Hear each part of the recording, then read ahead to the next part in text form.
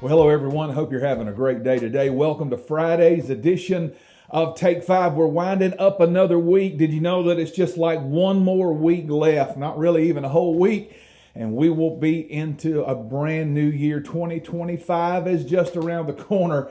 I remember when 2000, almost said 2000, but 2000 came to be. And remember when we were all sitting around wondering, is the whole world going to shut down? Our computer's going to shut down? What's going to happen? And here we are, bam, 25 years later.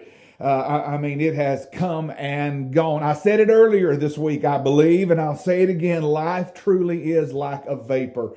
Man, it comes and it goes. And that should cause us to stop and realize exactly what the Bible intends for us to do and live every moment we can with purpose. So, speaking of purpose, our purpose here today is for one final moment to talk about types and shadows. You know what they are. We've been dealing with this for 3 weeks now. They are the pictures that God gives us from Genesis to Revelation that point to Jesus Christ. All of the stories in the Bible all compile together to form one story, and that story is about the purpose and the plan that Jesus came to fulfill for the redemption of mankind. Past couple of days now, we've been talking about how Moses was a type of Christ, and we've looked at some very important things, two more that I want to share with you today that cause us to see without a doubt that in the book of Exodus in the Old Testament, God was giving us a foreshadowing of the purpose of Jesus Christ through the person of Moses. So let's look at these last two today. Number one for today, Moses and Jesus both left royalty to come and serve others.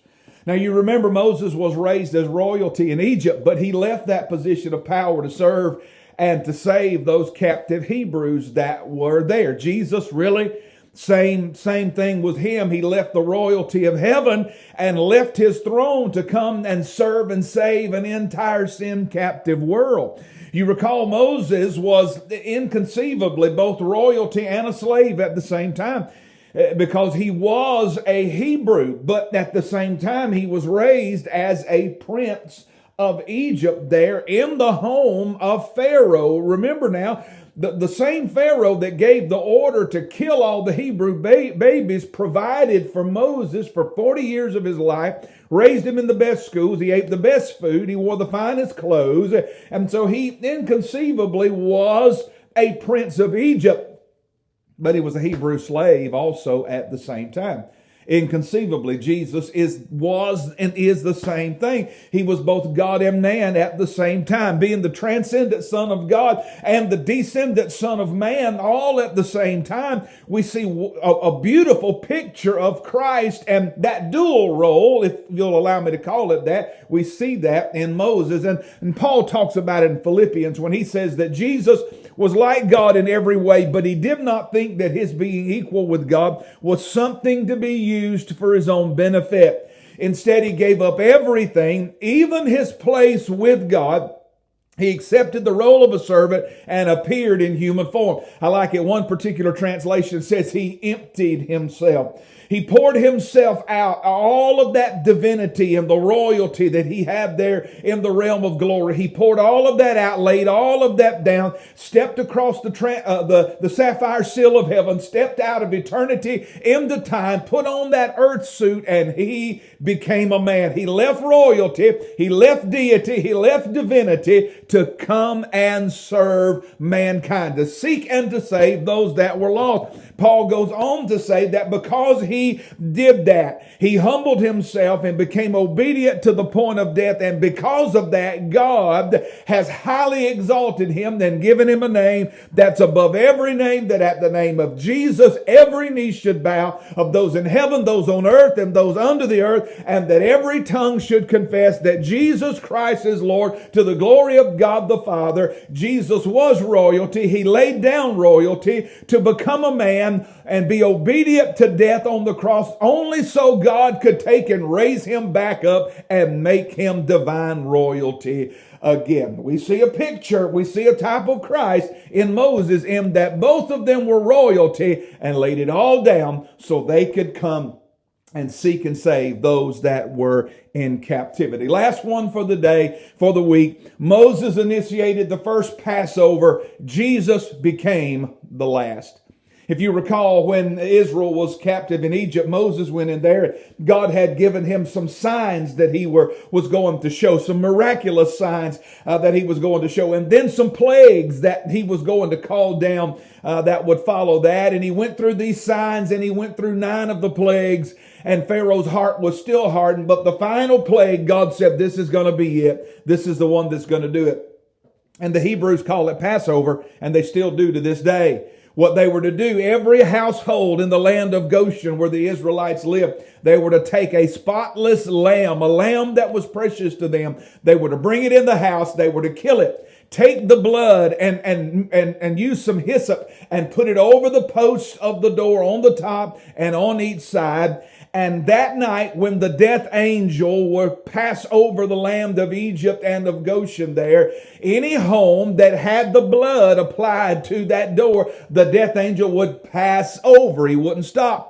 But any home that did not have the blood, that death angel would kill the firstborn in that house. And so there was a grievous cry all throughout the land of Egypt there because of all of the Egyptians that did not have the blood applied to their homes. But in the land of Goshen, there were no cries because the children of Israel had kept that Passover, and that death angel did exactly that. He passed over them. Well, when you come to the New Testament, you find out that Jesus is our Passover lamb. Paul said in 1 Corinthians that our Passover lamb, the final one, that final and most perfect Paschal lamb that ever would be, has been sacrificed, and he is Jesus Christ. We know he was that perfect lamb because Peter said, we've not been redeemed by perishable things like gold and silver, but with the precious blood of Christ as of a lamb without spot and without blemish. He was chosen before the foundation of the world, but in these last days, he's been revealed for you and me. We have that same promise today in Jesus Christ that all of those Hebrews had there back in the land of Egypt. We have that same promise that if we have accepted by faith the blood of that final and most perfect Passover lamb, Jesus Christ, we are preserved from the destruction of sin and death because of his sacrifice. Moses initiated the first Passover, but Jesus became the final Passover, and we're rejoicing today and will throughout eternity because of the price he paid and the blood that was shed by the final and most perfect Passover lamb of all, Jesus Christ, the Son of the living God. Hey, I've got to get out of here. It's been good being with you today. I look forward to worshiping with you this weekend as we come together on Sunday. It's going to be a great day. I'm looking forward to that. Hey, have a great weekend. Be safe out there. I know some of you are still traveling and shopping and things like that. I look forward to being with you this weekend and next week as we jump into a new series of Take 5 devotions. Till then, God bless you. Have a great weekend. Hey, trust the Lord, my friend. He will never fail you.